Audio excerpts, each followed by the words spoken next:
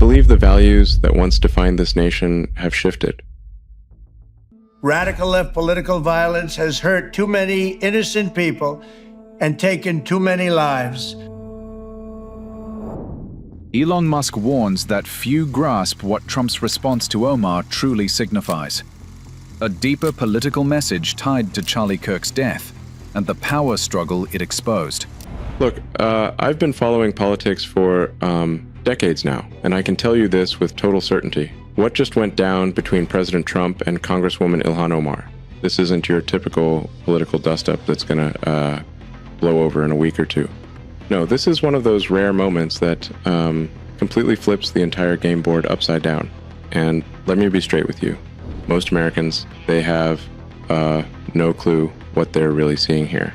We're witnessing something that could totally redefine how we view loyalty, citizenship, and what it actually means to call yourself American. The fallout from this, it's massive, absolutely staggering. Let me quickly recap how this kicked off. For anyone who might have missed it, Omar went a completely different route. Instead of showing even basic decency, she decided to publicly mock Kirk, straight up ridiculing a guy's tragic passing while his family was still deep in grief, while his kids were wondering where their dad went. She was out there posting these vicious memes for everyone to see. Now, I've watched a ton of political back and forth over the years, but this one, it landed different. This wasn't some policy clash or your standard partisan slugfest. Elon points out that Charlie would have stood firmly for free speech and urged people to resist government overreach, defending liberty at any cost. You're in a fundamental situation here where whether you choose violence or not, violence is coming to you. You either fight back or you either fight back or you, and that's the truth. He would want freedom of speech. He would want the people to know what's real. He'd want the people to fight against government oppression. I believe you can't get to the truth of things without freedom of speech, without active debate. There's so many on the left that want to just crush debate and put people in prison just for talking, as you were, just for speaking their mind. The essence of democracy is it should be a government for the people, by the people. And in fact, this is a government against the people and not for the people. This is why everyone is gathered here today, is something's got to be done. This is unacceptable. Those who cannot protect themselves, especially the children. Elon is furious that the government stood by and did nothing, accusing officials of covering up horrific crimes instead of protecting the people.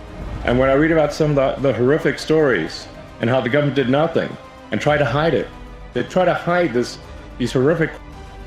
And then you see how much violence there's on the left, with our friend Charlie Kirk getting in cold blood this week, and people on the left celebrating it openly. The left is the party and celebrating. I mean, let that sink in for a minute. That's who we're dealing with here. That is who we're dealing with. Because I think we're headed into a pretty wild future. Elon Musk warns that many are leaving America because of what's happening. Rising corruption, censorship, and a loss of freedom driving people to seek sanity elsewhere.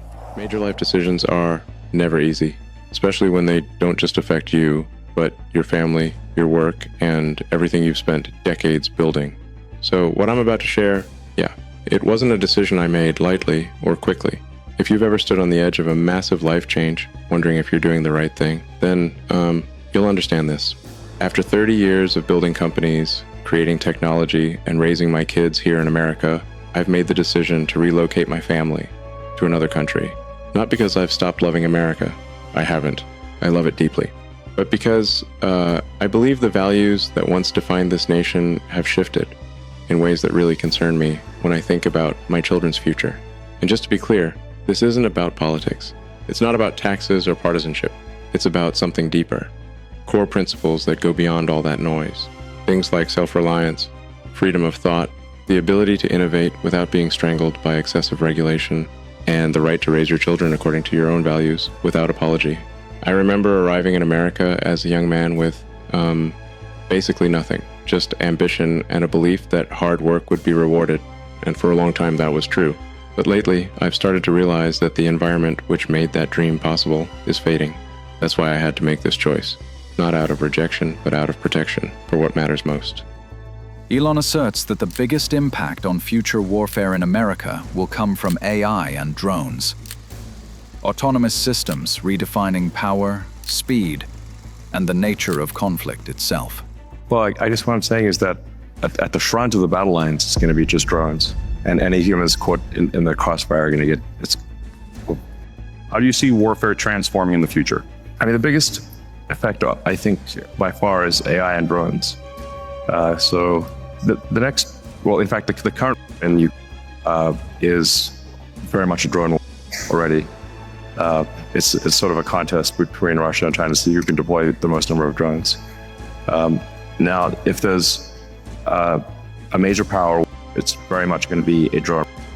It's going to be drones and AI, and it's a sort of. I mean, I do worry about the existential risk of AI, which is that if you employ AI and drones, do you go down this path where eventually you get to Terminator? Elon warns that building advanced military drones is essentially creating real-world Terminators. Autonomous machines capable of making life and death decisions without human control. Try to avoid that. That'd be good. That would be good. Yeah. Minimize the Terminator risk. But I mean, essentially, if when you're making military drones, you are making Terminators. I think you'll somewhat be forced into at least giving the drone localized AI, because if the AI is far away, it can't control as well as localized AI. So, what do you mean by localized AI? meaning it's autonomous machine. Do you think our adversaries will have those same type of concerns or limitations? Well, yeah. I mean, it depends on how much existential risk there is in these. So if it's a regional war, I think it'll be more tempered. If it goes beyond a regional, then it's all bets are off. And then you start deploying things that you really wouldn't want to deploy. So hopefully that doesn't happen. But you said, and I would agree, that if you just look at the contemporary conflicts that are taking place, you would agree that machines aren't just disrupting warfare; they're now commonplace. Drones are going to be overwhelmingly the what matters in any between any powers that have significant technology. It's so. But my personal belief is like that it'll actually be, I think, probably too dangerous to have humans at the front. It's drones at the front. It's too dangerous. Drones don't miss because of the lethality. Then it's Yes. too dangerous to have humans at the front. I mean, if you've seen some of the computer-controlled sniper rifles, I mean, they just don't miss. So you're fighting a machine that's gonna, aim with micron-level accuracy and never gets tired. This isn't just another legal battle. It's the kind of decision that could redefine what fairness means in a democracy. The Tesla financing round had failed, and so Tesla was going bankrupt fast. Elon Musk warns that most people have no idea what's coming for the Democrats, hinting at a political reckoning driven by public backlash and growing distrust in the system. Something pretty big is happening in Washington right now.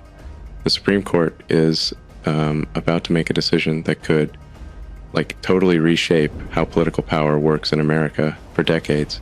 And honestly, very few people are even aware of how close this is. At the core of it, there's this one simple but kind of explosive question. Should voting districts be drawn by race or just by population? That might sound like a technical thing, but it's actually the foundation of how representation works. This isn't just another legal battle. It's the kind of decision that could redefine what fairness means in a democracy. If the framework changes, we're not talking about tweaks or small adjustments. We're talking about a full-scale shift in how voices are counted, how votes are weighted, and how communities are defined. So yeah, let's break it down, what's happening, why it matters, and how this one ruling could change the landscape of American governance. Think about it this way. When you look at a congressional district map, the lines don't really make sense, right? They twist, bend, sometimes even wrap around themselves. That's not random. That's design. mathematics, ideology, and a whole lot of history layered together. Elon asserts that AI will so profoundly transform the future that it's almost impossible to comprehend the scale of change it will unleash on humanity. AI will so profoundly change the future. It's difficult to fathom how much, but the economy, assuming things don't go awry and like AI doesn't kill us all and itself, then you'll see ultimately an economy that is not 10 times more than the current economy. Ultimately, if we become, say, or whatever our future machine descendants, or mostly machine descendants, become like our Chef Scale 2 civilization or beyond, we're talking about an economy that is thousands of times, maybe millions of times bigger than the economy today. Yeah, I did feel a bit like when I was in DC taking a lot of flack for getting rid of waste and fraud, which was an interesting side quest, as side quests go. But got to get back to the main quest. Well, Charlie was someone who believed in dialogue, in open debates. He was a man of ideas. He spoke eloquently. He basically never even raised his voice. He was a man of peace. Mm-hmm. And now he's been in cold blood. Did you know him personally? Yes, of course. He met many times. How was he like? As part of his organization. Why was he? He was because his words made a difference. Because he was showing people the light. And he was by the dark. In the days since Charlie's, we have seen how his legacy has touched so many millions around the world. In Calgary, Canada, thousands gathered at City Hall to sing the American national anthem and raise up posters with the name Charlie Kirk.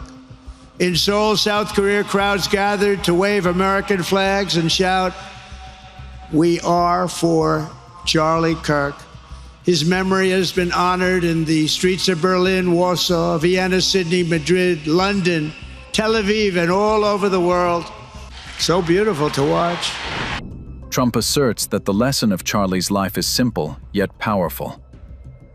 Never underestimate what one person with courage, conviction, and a good heart can achieve. The lesson of Charlie's life is that you should never underestimate what one person can do with a good heart, a righteous cause, a cheerful spirit, and the will to fight, fight, fight. To my great fellow Americans, I am filled with grief and anger at the heinous of Charlie Kirk on a college campus in Utah. Charlie inspired millions, and tonight, all who knew him and loved him are united in shock and horror. Charlie was a patriot who devoted his life to the cause of open debate and the country that he loved so much, the United States of America. He fought for liberty, democracy, justice, and the American people. He's a martyr for truth and freedom, and there's never been anyone who was so respected by youth. Charlie was also a man of deep, deep faith, and we take comfort in the knowledge that he is now at peace with God in heaven. Our prayers are with his wife, Erica, the two young, beloved children, and his entire family, who he loved more than anything in the world. We ask God to watch over them in this terrible hour of heartache and pain. This is a dark moment for America. Charlie Kirk traveled the nation, joyfully engaging with everyone interested in good faith debate. His mission was to bring young people into the political process, which he did better than anybody ever, to share his love of country and to spread the simple words of common sense. On campuses nationwide, he championed his ideas with courage, logic, humor, and grace. Trump points out that it's long past time for Americans to face the truth. Violence and murder are the inevitable result of demonizing those who think differently. It's a long past time for all Americans and the media to confront the fact that violence are the tragic consequence of demonizing those with whom you disagree day after day, year after year, in the most hateful and despicable way possible. For years, those on the radical left have compared wonderful Americans like Charlie to and the world's worst mass. This kind of rhetoric is directly responsible for the that we're seeing in our country today, and it must stop right now. My administration will find each and every one of those who contributed to this atrocity and to other political violence, including the organizations that fund it and support it, as well as those who go after our judges, law enforcement officials, and everyone else who brings order to our country. From the attack on my life in Butler, Pennsylvania last year, which killed a husband and father, to the attacks on ICE agents, to the vicious of a healthcare executive in the streets of New York, to the of House Majority Leader Steve Scalise and 3 others, radical left political violence has hurt too many innocent people and taken too many lives. Tonight, I ask all Americans to commit themselves to the American values for which Charlie Kirk lived, and the values of free speech, citizenship, the rule of law, and the patriotic devotion and love of God. Charlie was the best of America, and the monster who attacked him was attacking our whole country. And tried to silence him with a bullet, but he failed, because together we will ensure that his voice, his message, and his legacy will live on for countless generations to come. Today, because of this heinous act, Charlie's voice has become bigger and grander than ever before, and it's not even close. May God bless his memory, may God watch over his family, and may God bless the United States of America. Any updates on the suspect? Yeah, can I always say, I think, just to protect us all, and so Fox doesn't get sued, and we all don't get sued, and everything else, but I think with a high degree of certainty, we have him in custody, right? In custody. Everyone did a great job. We worked with the local police, the governor, everybody did a great job. You know, getting somebody that you start off with absolutely nothing. And we started off with a clip that made him look like an ant that was almost useless. We just saw there was somebody up there. And so much work has been done over the last 2.5 days. You know, it's amazing, actually, when you start off with that and then all of a sudden you get lucky or talent or whatever it is. But yeah, I think we're in great shape. Mr. President. And he's in custody. Elon claims that while the United States leads in technological innovation and advanced weaponry, its actual production rate remains alarmingly low, creating a dangerous gap. The United States is strong in terms of technology of the items, but the production rate is low.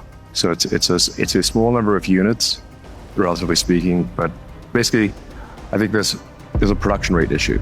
Like the rate, if you say like how fast can you make drones? If you say there's a drone conflict, the outcome of that drone conflict will be how many drones does each side have in that particular skirmish times the ratio.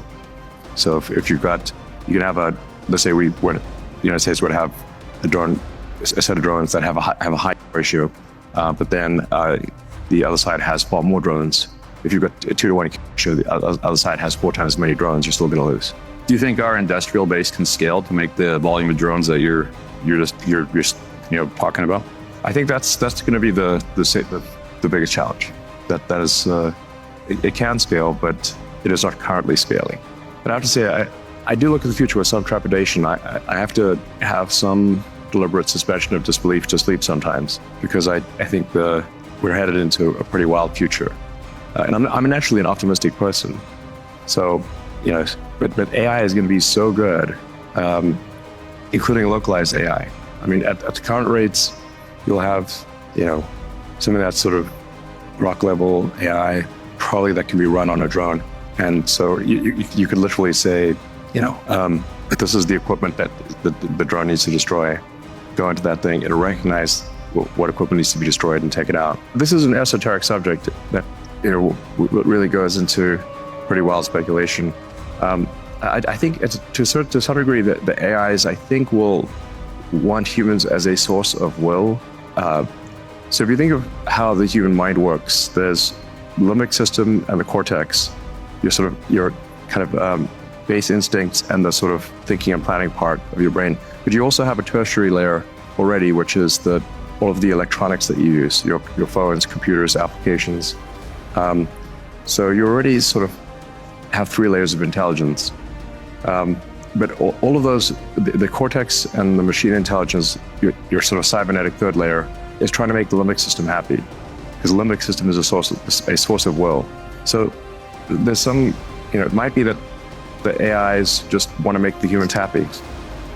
The part of what Neuralink's trying to do is improve the communication bandwidth between the cortex and the digital tertiary layer, because our output bandwidth of a human is less than 1 bit per second per day. There's 86,400 seconds in a day. You don't output 86,400 tokens.